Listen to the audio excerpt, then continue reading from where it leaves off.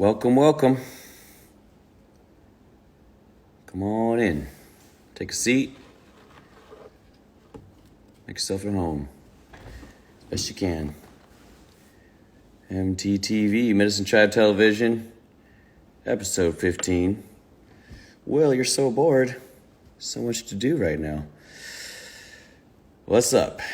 Beard Trading Company. Yes, my people. How y'all feeling? Welcome to today's episode. What's up from the Black Hills? Hey. Day. Today's guest, an amazing young man, activist, author, teacher, brada, legend, homie, leader, Joshua Kahn Russell. I'm so grateful to get to speak with him today. It's been a minute since we had a discussion, and I think today's discussion is going to be full power. He is just so eloquent and so he's just on it. You know what I'm saying? And he's a cutie too. That's right, Diana, that's right, yeah. What's up? Bonsoir from France. All right, well, let's get Joshua on here, shall we? And good night from Tel Aviv. All right, sweet dreams. All right, let's find Joshua, shall we? If my phone will let me do it. There he is. Okay, sending the request over. I think I sent it. Oh, here we go.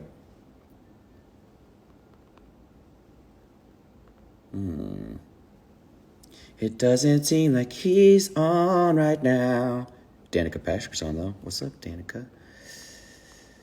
Joshua.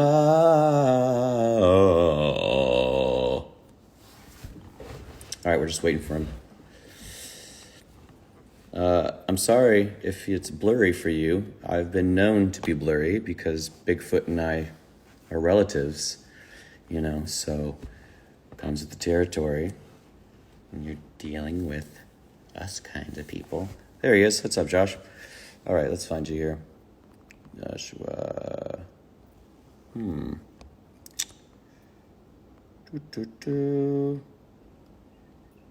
He's sup, Danica. Joshua, I can't find you. I see that you're on, but I can't find you on this thing here. Why is that?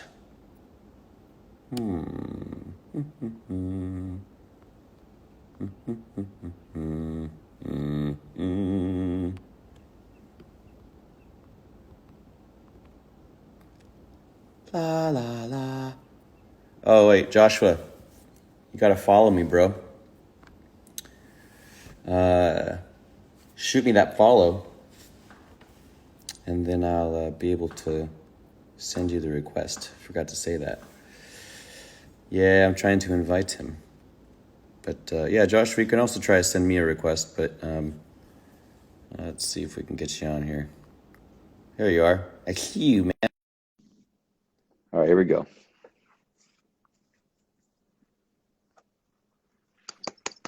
Hey, it worked.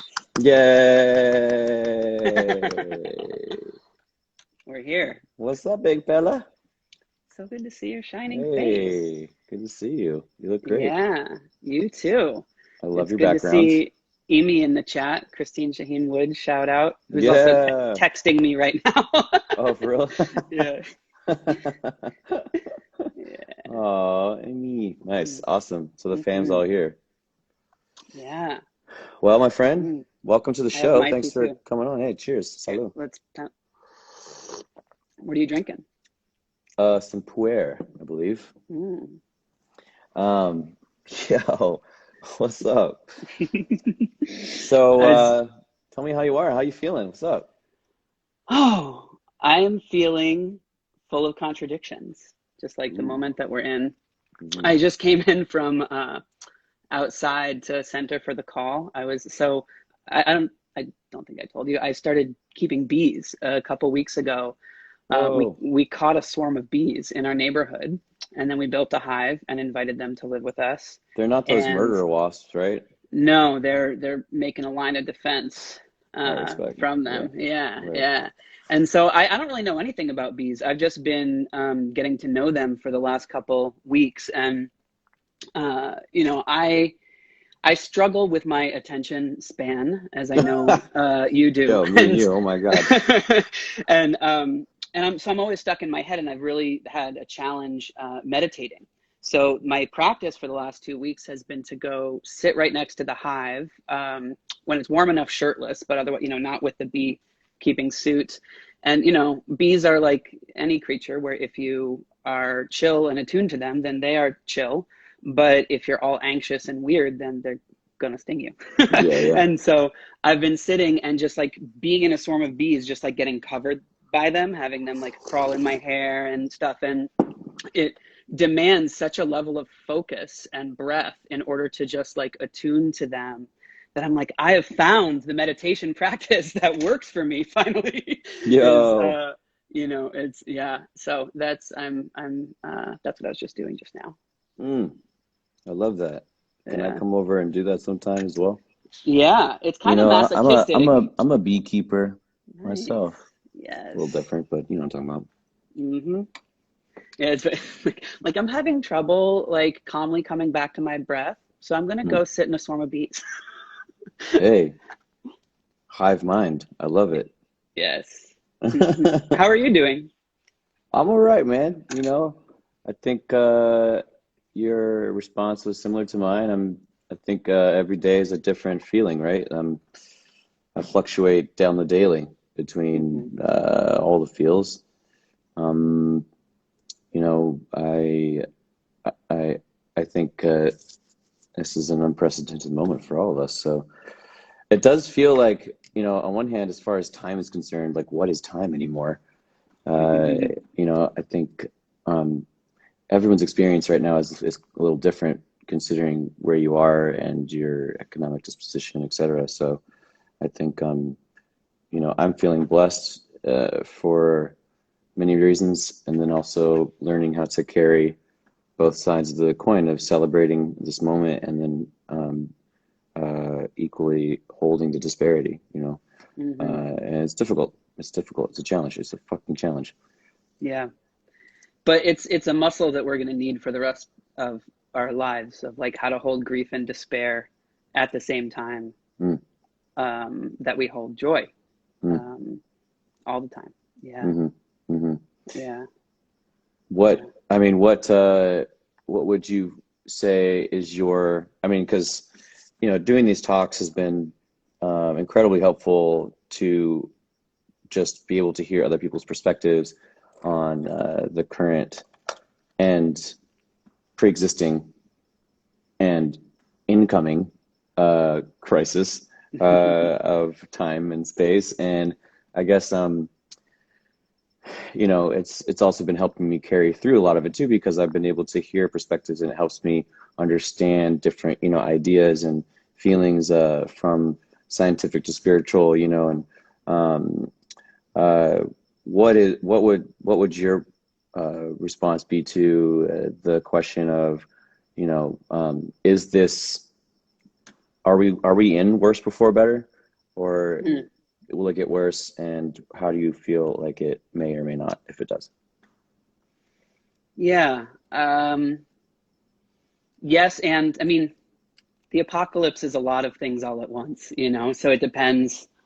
It is going to keep getting worse, I think, but also there's tremendous blessings in the transformation, you know, and that's our work. That's our work. That's why we're here um, at this time. We are, you know, and I'm not just speaking about the pandemic, but we're living in the collapse of a civilization in a particular stage of it, and it's a long arc of collapse. We're experiencing one shock to that system right now. But to me, understanding purpose has always been about finding meaning in being born at this stage of collapse in terms of my responsibility to future generations, you know. And Mm, like when I think about this moment, it's the personal and the collective are so intertwined, like I always love the way that I get to kind of test my growth when I'm under pressure, like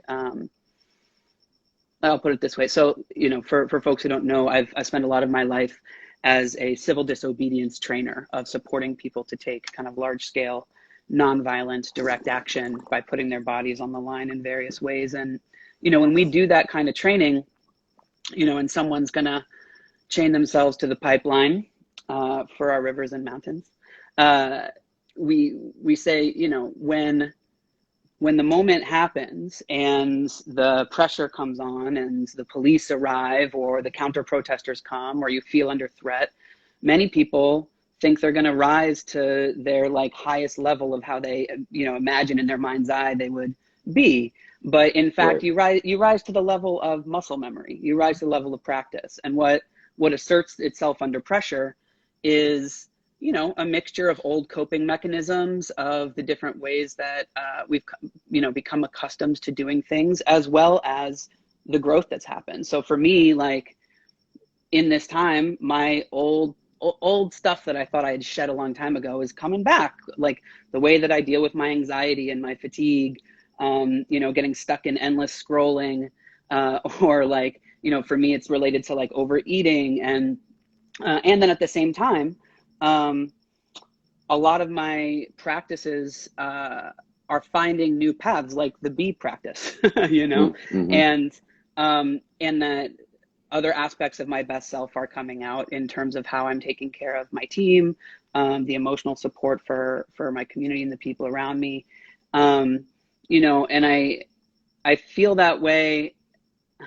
Well, before I pivot to the collective, I'm just thinking of a thing that came to me when I was sitting with the bees Mm-hmm. is that might embody some of the contradictions that we're getting into, which is I today just felt a huge wave of gratitude for what a coward Donald Trump is. Do explain. Do Oh explain. my God, because it could be so much worse if he were competent.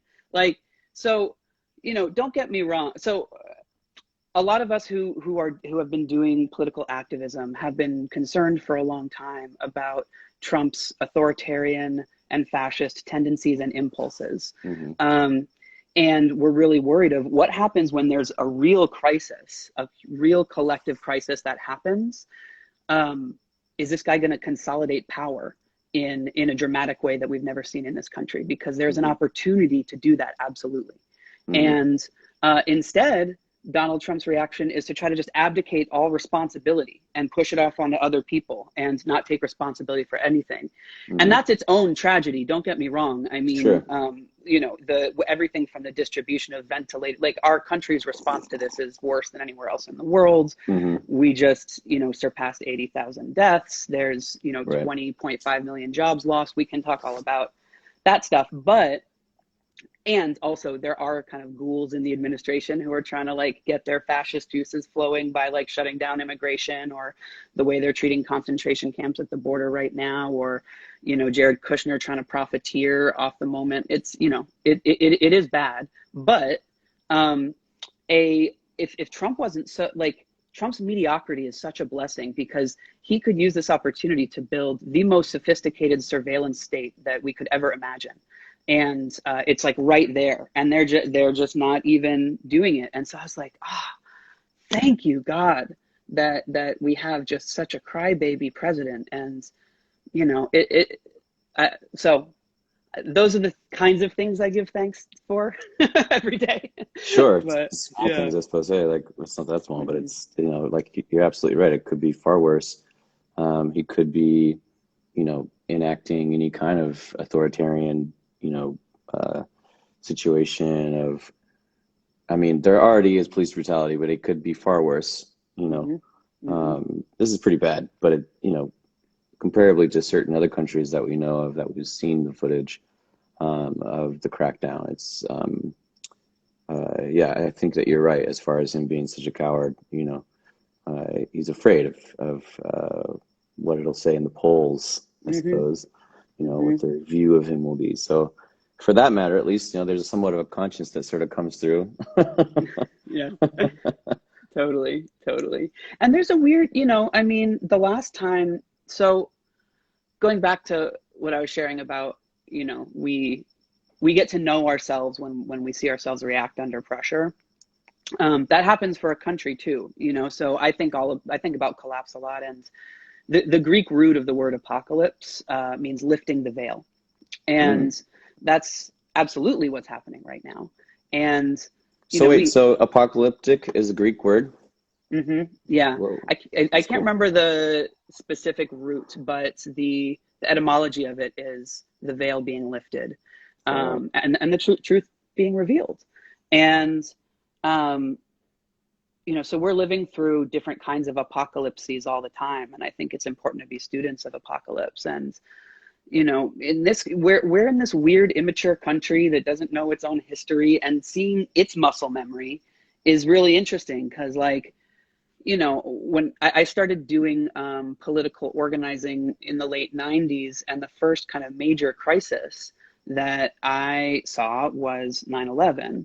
And what was this country's reaction to that pressure? We waged an illegal war based on fake information in a country that had nothing to do with it, killed 500,000 people, created ICE, and traded civil liberties with the Patriot Act, all just like boom. And at that time, there was a lot of people who knew what was up, like we were, February 15th of 2003 was the largest day of protest in US history. At that time, I was in college, and we did a student strike and shut down our university, and we flooded into Boston. But the popular culture, the veil was definitely not up. It was very difficult to have any voice of reason in the national media, in the popular discussion at all. And, some of it is understandable. The country was in trauma. But comparing that to right now, where it's just all like on HD, then like everyone's kind of watching it from their homes on the screen, is different. Sure. And in one way you could measure progress of like the way folks are responding. Like a lot of people are just refusing to play along in the way that they used to. There's been 125 strikes in this country since March 1st. Like the level of organized, like disciplined, focused people taking their power back is tremendous, of people refusing to have their health and safety being risked by big corporations that are demanding they go back to work.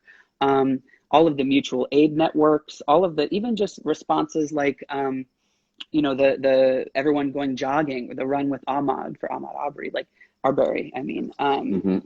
is people are finding, at first I was like, oh man, if we're all like locked in our homes, how are we going to actually have a voice in what's going on? Because we can't organize, we can't be in the streets, we can't protest. How are we going to actually, are we just giving away all of our power to our leaders right now while we're sort of isolated?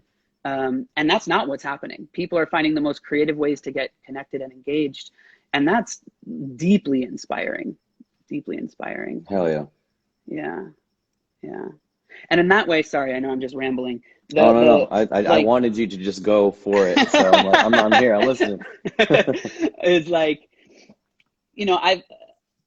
and don't get me wrong with how I put this, because what we're living through now is, there's so many grotesque aspects of it, but it's also collectively, it's practice for climate change. It's practice for the kinds of collapses that are coming. And it's interesting to me the way that, like I was listening to you talk to Leia Song, who was like, this isn't the apocalypse we've been preparing for. And it made me crack up. And it just feels so true. But it's interesting to just see the contours it takes of like, what are the ways that we're getting a signal from creation that we're being prepared for a transition that is necessary? And another one of those weird blessings, like the Trump being a coward blessing to me, is the way that, like, it is, I fear and pray every day for our elders who are particularly vulnerable with this disease. but it's striking that children are largely unaffected. Like, Mm. what a blessing. Like, could you Mm-hmm. imagine what would be going on right? I mean, there are lots of pandemics that target children because they have Mm-hmm. developing immune systems. Mm-hmm. And if the kids were dying everywhere, oh my God. And so what does it mean that future generations have been largely insulated, at least from the part that nature's in charge of? You know, Yeah, yeah, there's yeah, yeah. there's the part that we're in charge of, which is that like 1 in 5 kids in this country are going hungry right now. Mm-hmm. And so there's, you know, there's the consequence of how we're handling it and the impact that it's having on children. But yeah, I give thanks every day that this illness isn't affecting children, and I don't think that's a coincidence. I think it's signaling something about the future for sure. Mm. Yeah. Ooh, I like that little bit that you wrote in there. That's good. Yeah. What do you think Ooh. about anything? That was a very non-specific question. I can ask you a specific question.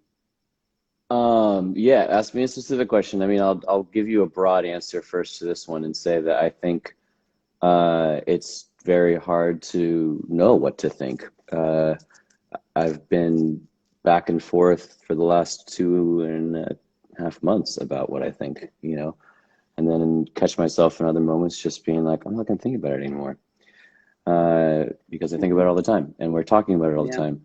But you know, I think Mm-hmm. what you and I more interested in, you know, and I think as futurists in this way, you know, I'm thinking more about, you know, what is the new earth? What is the new world, you know, that we want to live in? This place that that so many of us have been preparing for, you know, for so long. We've been talking about it, we've been singing about it, we've been on the front lines asking for it, demanding it, you know.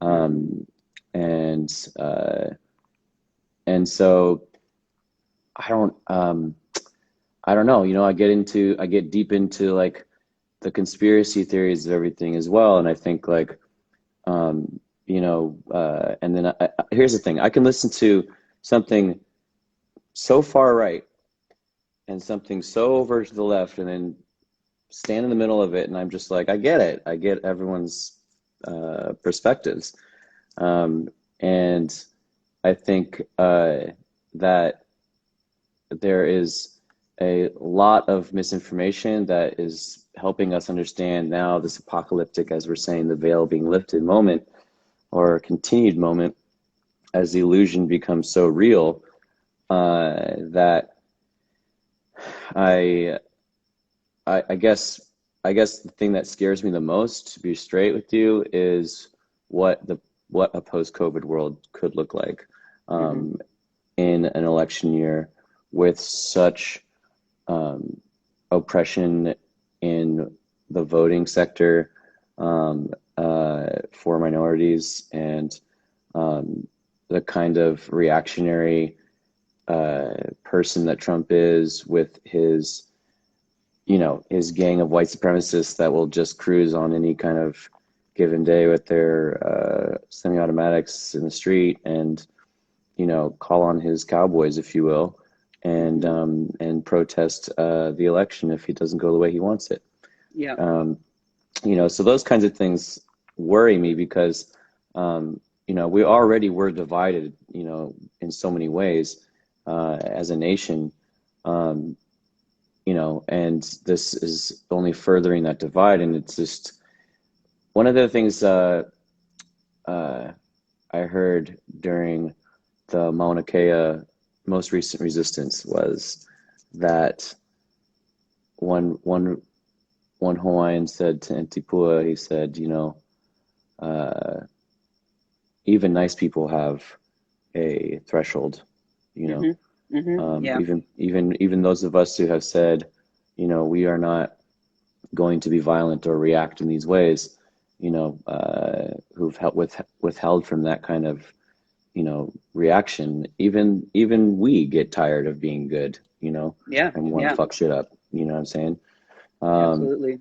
And so my second thing, I know this is a way longer answer now that because you got me I'm so talking into now. it. I'm so into it. Now I'm like, okay, so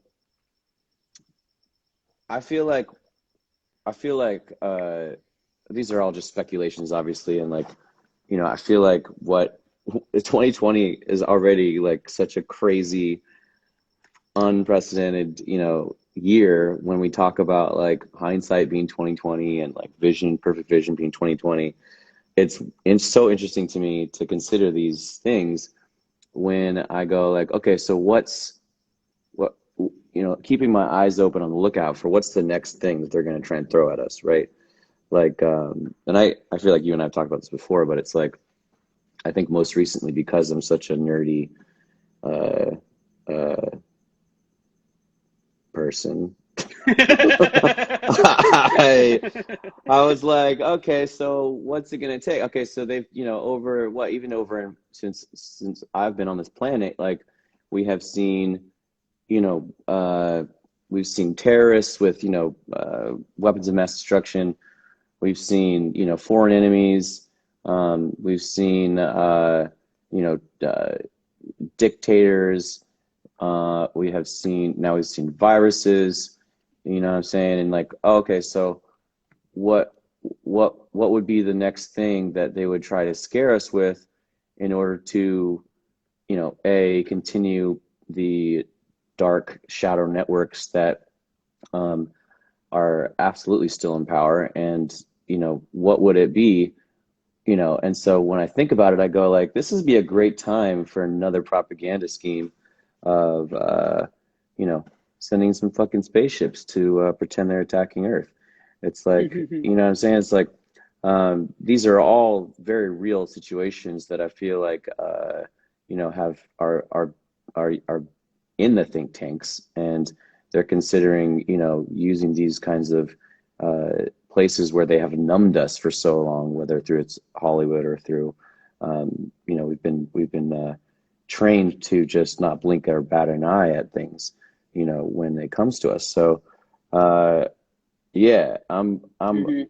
that's a whole nother conversation regarding our dimensional relatives, but um, I I want to have that with you too. Isn't it crazy how the news right now is so bonkers that the government confirmed that video of UFOs and it's like not even news? yeah, I mean, like, yeah, you're Or right. That maybe that's video, what you're talking about. yeah, that's what I think. I definitely think it's Hmm. still, it's just a leaning in towards just the continuation of the propaganda side of things. So Hmm. it's very easy, anybody with the fucking conscience can like look at it and go like, oh yeah, for sure, yeah, totally, yeah, right now, yeah, totally, tell us now. Yeah, I mean, God, there's so much good stuff to dig into there, Nako. I mean, first I'll say just one thing that struck me when you were just mentioning the gang of white supremacists is that I do think we're going to see a lot more conflict than any of us have seen in our lifetime. And there is my friend's a comedian and has this whole bit that says like the right wing is preparing for war and the left wing is preparing for brunch, and that like he's like, he's like warrior one is not a combat position. And like, um, there is, I do share some of those fears. Uh, and I also think though that one thing that helps me sort through it all, like when I think about some of the conspiracy stuff, there's lots of conspiracies that are accurate, that are correct. Um, but the way that I think that can lead people, and I'm not talking about you, but I just that I've seen people in my life get led astray, is that when you get too sucked into it, you start believing that everything that happens in our world is the result of all powerful people in shadowy back rooms rather than understanding the mechanics of systems. Like capitalism is a system that you can understand its architecture of, and you can Sure. understand how we can leverage our power to shift things. And the reality is both things are true. There are people in shadowy back rooms, but they're not all powerful either. And there's a lot happening that is just like the inertia of these systems of extraction and expansion that are continuing to flow. And there's like, to me, it's actually just as likely that like there's no one behind the curtain. No one knows what they're doing when they're in, like none of us really know, like there's a comfort one can find, I think, in knowing that like we're all just adjusting to the world changing at a pace that's so rapid, much more rapid than human beings were evolved to make meaning of. And which is why, ceremony matters, which is why, like and that's where, and that's part of what you taught me is like, I think last time we hung out when you were like, there's more to life than politics, Joshua. Like there's like, that's that. Did I say that? Shit. Yeah, you're wise, dude. I listen. But the other piece of what you're saying of like, it getting worse and better is it helps me to think in dialectics. Do you know that? Maybe I'll define that for folks. Dialectics it's a Marxist term.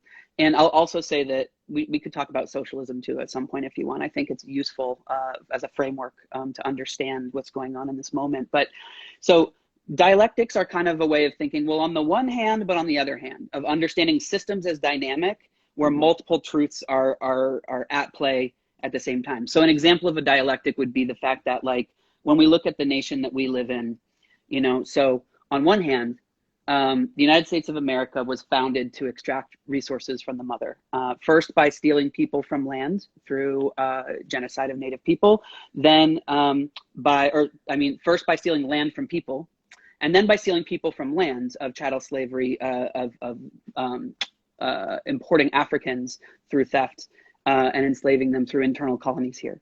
And those two forms of genocide are about extracting the combination of labor for the sake of exploiting land.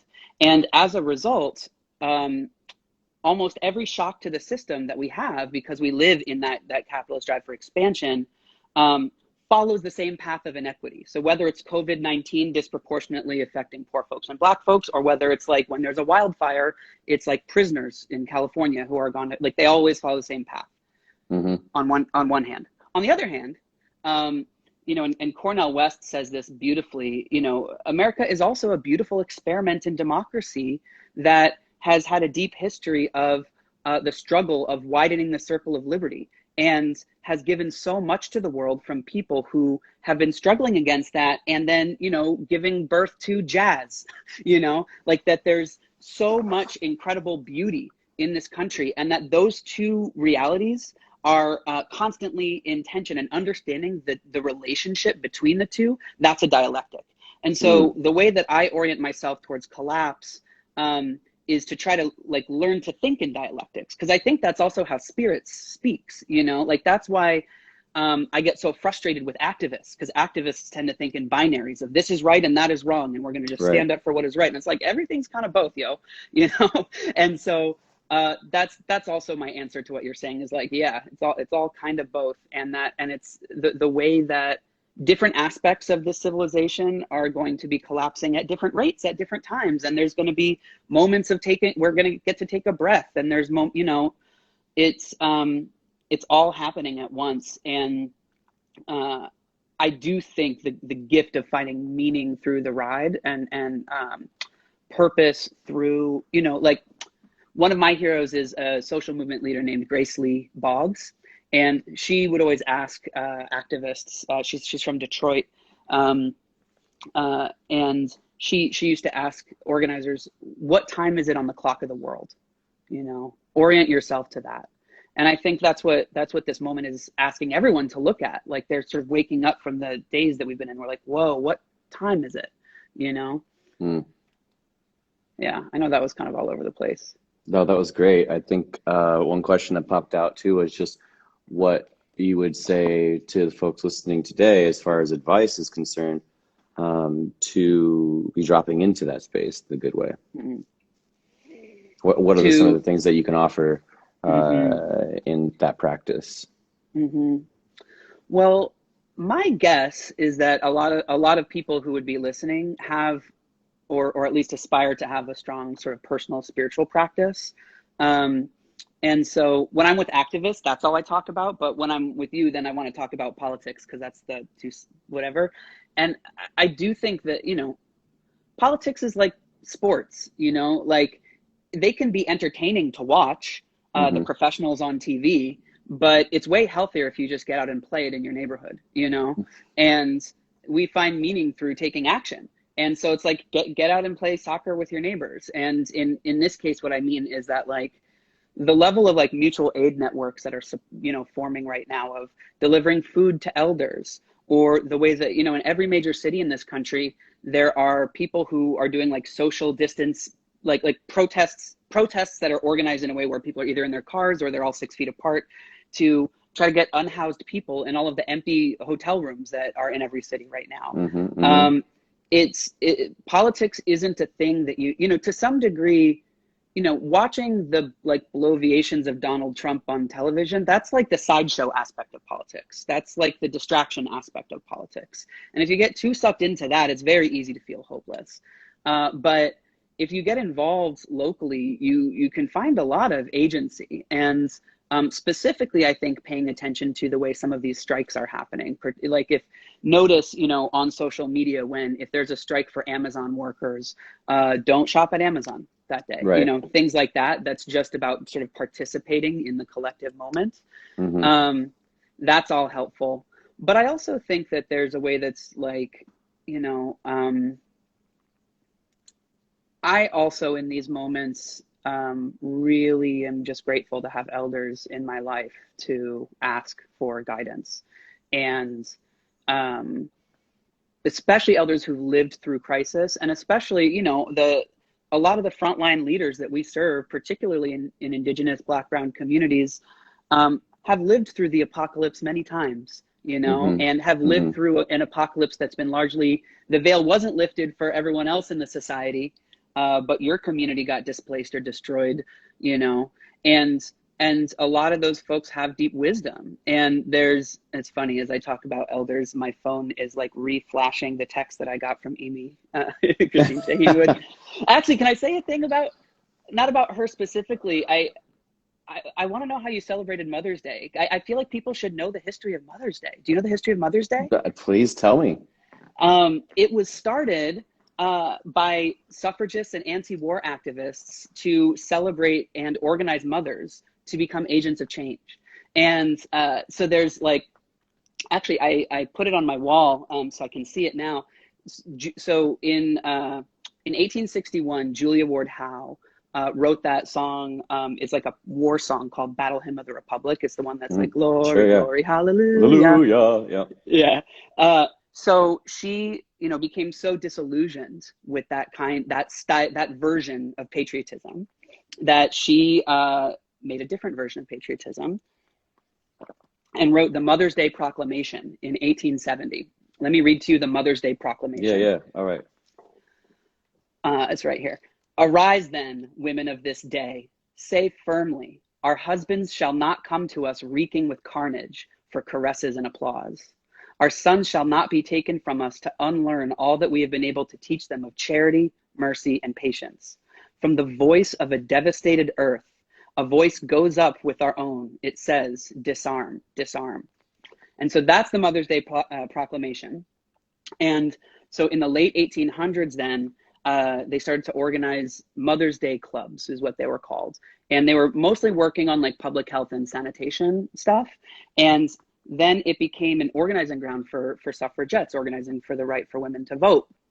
And it started actually in churches where women would push for Sunday sermons to be preaching suffrage from the pulpit. And it moved, they then declared Mother's Day. It moved from churches to state governments until eventually Woodrow Wilson signed the proclamation to make it a holiday in 1914. Then it really took off to organize. So suffragettes would have slogans like "Give the vote to Ma," and in 1920, when the 19th Amendment was ratified, where women won the right to vote, the last state that was holding out, it was in a deadlock. It was in Tennessee, and there it was like half against women being able to vote and half for women being able to vote. And the tie-breaking vote was, there was a boy who was a delegate, and he was against, and he got a letter from his mom telling him that he had to change his vote. And he made a public statement, and he's like, a boy's got to do what his mother tells him to do. What? And that's what ended up ratifying the 19th Amendment. And so that's the day that we just celebrated this weekend. Wow. Yeah. That's so epic. Thank you so much for sharing that. Mm-hmm. Wow. That's so dope. I love that. Yeah. So many of our holidays have like a deeply radical history that gets, it gets whitewashed. Yeah, tell me about Christmas. What's the deal? Well, that's one where I actually I actually, this is totally off everything, but I don't know if you remember when you came to my house years ago, we just cut down a Christmas tree in our yard. So there's this, I live in Oakland, California, for folks who are watching. And the home that I live in, the previous owner planted his Christmas tree in the yard, and it's not an environment where like Christmas trees can grow. And it was like tenacious and grew, and we had this huge sort of blue pine tree in the backyard, and we finally took it down last week. And because it needed to go. We don't need to talk about why, but but it smelled like Christmas when we were taking it down for sure. Ah, We're going way off track here, Nahko. hey, it doesn't matter. We're just having a chat. I wanted you to dig in a little bit though on a bit about. I'm trying to remember what the topic was, but we kind of discussed it prior. Remind me, there was. Well, I'd love to tell people about how your medicine healed me. Oh yeah, let's go there. Yeah. Yeah. Because then we can sort of open up the door to, because people are asking about where they can learn more about your civil disobedience teachings, etc. And I think this is a good segue to sort of move into talking to them about Wildfire Project, etc. So yeah, that sounds great. Yeah. Thank you for the invitation to share about that. Yeah. So I don't know if you do. So, well, my path, it took me I woke up politically at a very young age, but I woke up spiritually very late. And so when I was young, I grew up in Connecticut, and there was neo-Nazi organizing in my town. It was very public. I was one of the only Jews in my community, and I joined an organization that would like confront the Nazis. And what we did was really unwise and unstrategic, and it was very confrontational. It was very punk rock, and it was through that kind of cauldron of confrontation that I started to learn about how to organize. And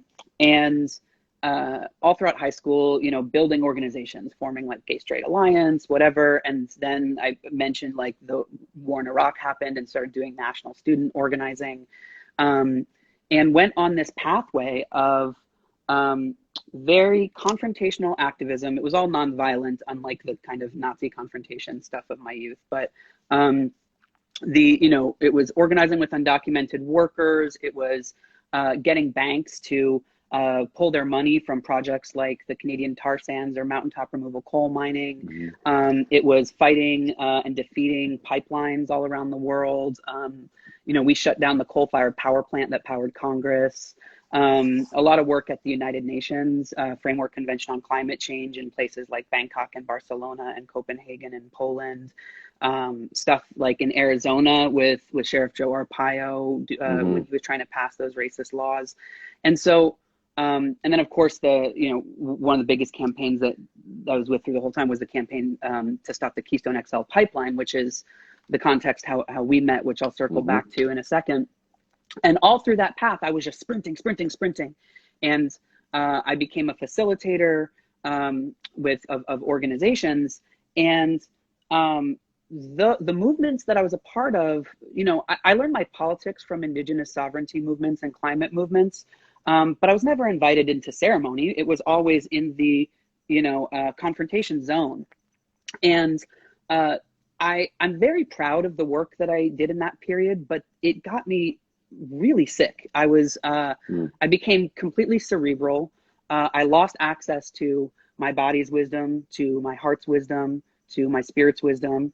And I was part of that activist culture that I was mentioning earlier, where like people think in binaries. There's like a toxic call out culture. There's self-righteousness. There's like a lack of an ability to surrender. There's a lack of an ability to hold multiple truths. And it was in that, I was kind of near the end of that sprint where, I've struggled with chronic autoimmune disorders my whole life. And, but I was my coping mechanism to deal with them was just to be completely disassociated from my body. So I was in my head all the time. And when I first heard your music, it was, I think, 2012, Shadia gave me a burned CD. Remember those? Yes. I'm pretty sure it was like of a live recording. And and I wasn't ready for it. I was like, what is this hippie shit? And then, as I started to like get sicker, I popped it back in because I was like, well, Shadia thinks it's good, so I'm sure it's good, you know, because it's like in general, how I live my life with whatever Shadia thinks is good is good. Yep, I'm on board with that. And I'm pretty sure the song was Manifesto, you know, and it was like, this is medicine. There's a message within, and you know, each will find it in their time. And I'm like, oh, I'm fine. It's my time. I'm finding it. And then it was later that she introduced us with the Do the Math tour when we were working on the Keystone stuff, and that was kind of my last big major campaign effort before I hit my wall from that path of unhealth that I was describing. And I had Lyme disease for many years without realizing it, chronic Lyme. And I entered a space where I was bedridden for 3 years. I was experiencing dementia. I didn't know who I was or who other people were, literally. But then also, like, I had defined myself not based on who I am, but on what I do. And so since I couldn't do anything anymore, I was like, who am I? What? And it was kind of, so I was in this cocoon, and it was, you know, the best gift that I ever got. The universe was saying like, all right, dude, I've sent you so many signs to slow down and do things differently, and you're too stubborn to listen. You don't know how to listen. So I'm going to give you something so debilitating that it's going to force you to transform everything from the inside out in order to survive.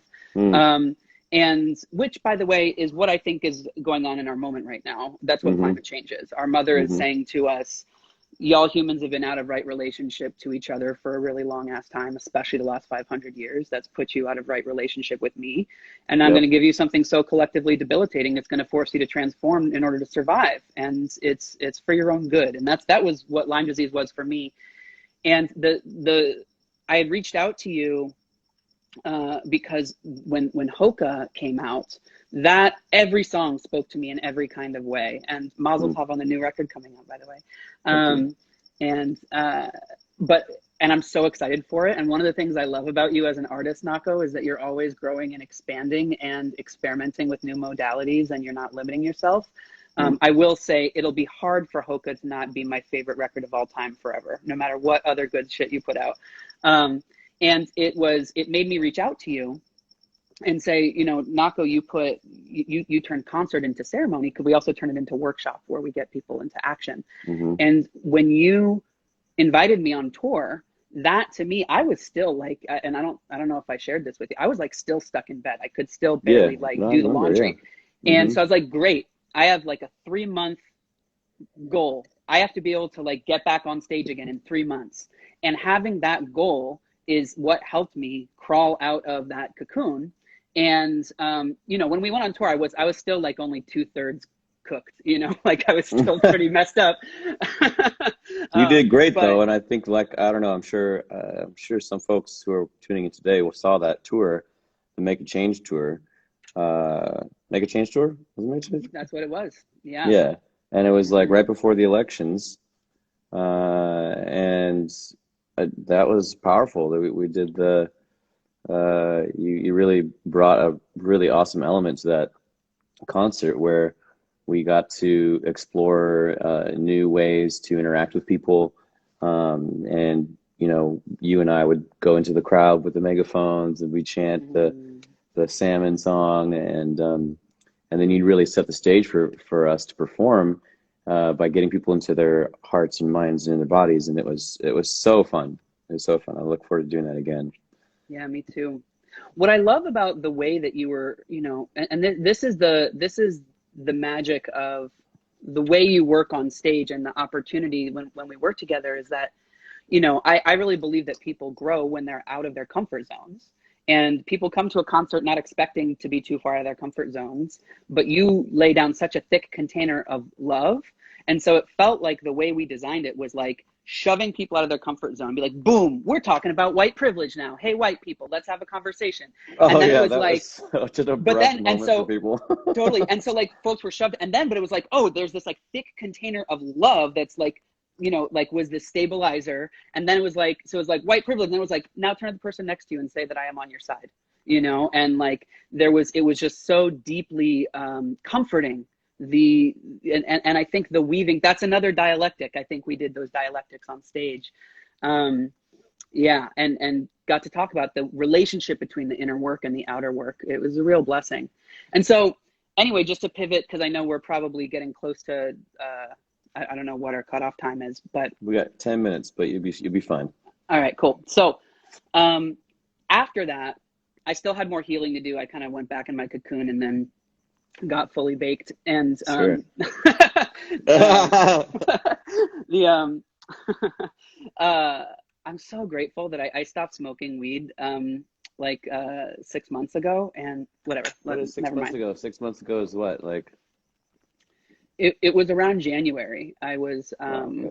getting Dude, an initiation. I was actually learning Shipibo, to speak Shipibo in the Amazon, and my teacher was like, you can't actually have a relationship with that spirit if you want to be on this path. And I was like, cool. You know, anyway, bless.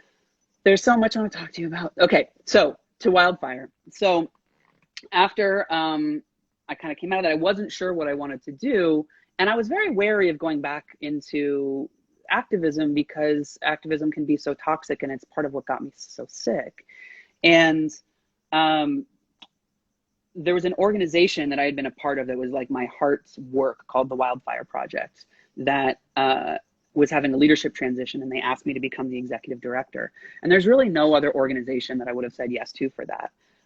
But I did, because part of what Wildfire's work is in the world is to transform that toxic culture that got me so sick. I was like, this is my way of actually offering that healing so that other, particularly frontline activists who experience not just the trauma of the oppression that they have, but also the trauma of the resistance from getting beaten up by cops and dragged through jail, that a lot of the ways that in activists worlds we treat each other badly because we're all traumatized, you know. It's and so what Wildfire Project does is we help grassroots social change organizations take their power back. So we work with groups that work on Indigenous sovereignty and Black liberation and immigrant rights and climate justice and housing justice, queer liberation, and support them to both develop strong, healthy teams and build a healthy internal culture,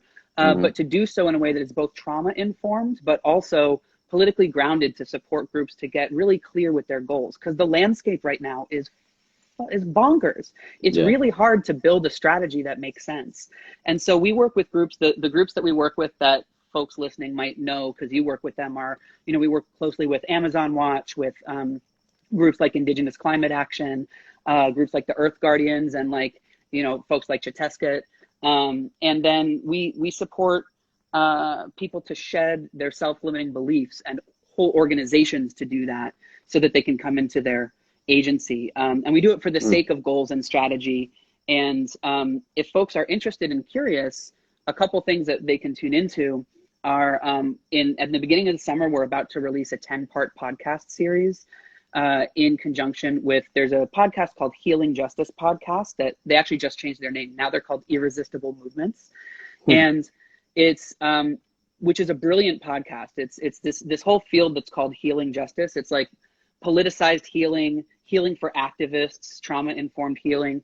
And so we're doing 10 episodes where we interview and talk to some of the groups that we serve and the movements that we serve to like drop in on their wisdom about the contradictions, the dialectics, and particularly learning from the difficulty of generative conflict. You know, we believe that in Wildfire Project that the left, we're conflict averse, but war prone. So we're not very good at having principled disagreements and being in like real loving, like, I love you enough to like call you out and be in it with you.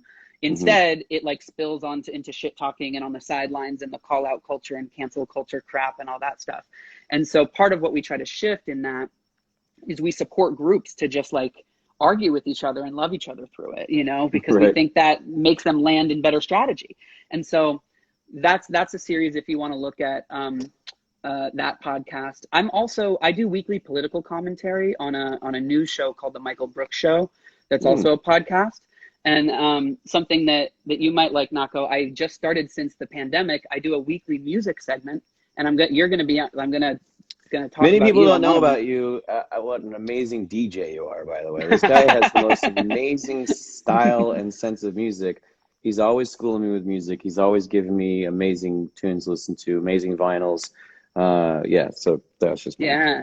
Well, and the series is like we go into one vinyl record that comes out of a moment of social upheaval or social movements, and then use it as a way to talk about history and draw lessons from organizing. So we talk about Fela Kuti and decolonial organizing all throughout Africa and in Nigeria from the 70s to the 90s. We talk about the song, Which Side Are You On? You know that song? Which side are you on? Which side are you on? And talk about the last 90 years of militant labor organizing in the Appalachian coal fields. We talk about, Woody Guthrie writing the first anti-Trump song in 1952, which was written about Trump's father, who had racist discrimination policies in his housing developments. We talk about the Specials and the Brixton riots. We, tonight, actually, right after this, we're doing the segment. I'm going to talk about women in reggae. And, but once your album comes out, I'm going to be talking about you for sure. And so folks should listen to it if they want to. So those are a couple things to tune into, but also if you go to wildfireprojects.org, we're just starting to put up more tools that people can use on their own. One of the biggest challenges we've had in our organization is that it's actually pretty difficult to access our offerings if you're not part of a grassroots group that commits to, we accompany organizations through a long process. The shortest process we do is a year long.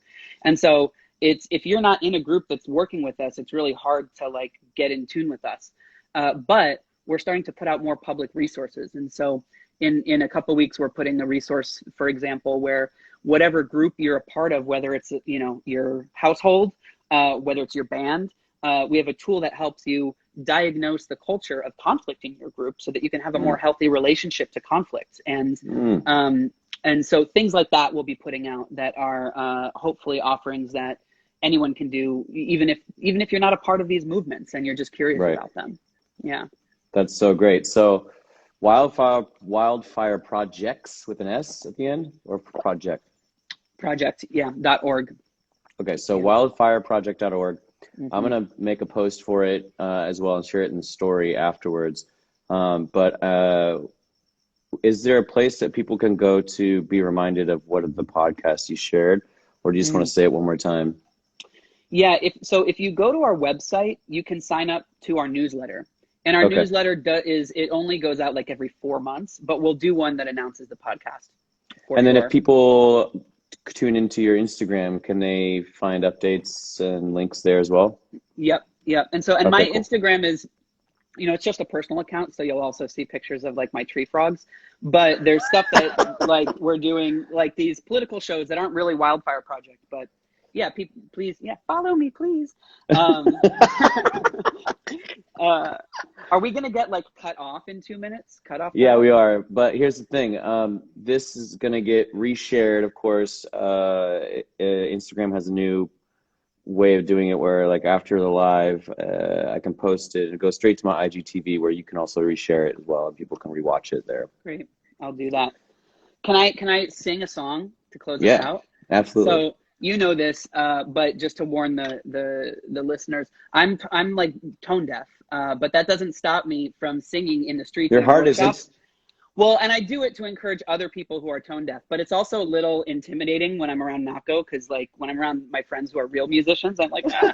So this is the song we sing in Wildfire workshops. We go, I'm gonna let life move me. I'm gonna let life stir me deep. I'm gonna let life wake me from an ancient sleep. I'm gonna laugh all my laughter. I'm gonna cry all my tears. I'm gonna love the rain as deeply as the sun when it clears. That's a dialectic. You sounded great. And thank you so much for singing that. That was a great way to close this one out.